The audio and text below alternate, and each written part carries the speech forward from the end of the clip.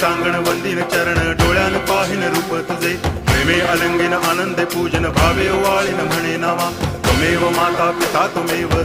बंधुश्च सखा त्वमेव विद्या करुणं त्वमेव सर्वं मम देव कायेन वाचा मनसेन्द्रियैर्वा बुद्ध्यात्मना वा प्रकृति स्वभावात् करोमि यद्यत् सकलं परस्मै नारायणायति समर्पयामि अच्युतं केशवं रामनारायणं कृष्णदामोदरं वासुदेवं हरि गिरिधरं माधवं गोपिकावल्लभं जानकीनायकं रामचन्द्रं भजे हरे राम राम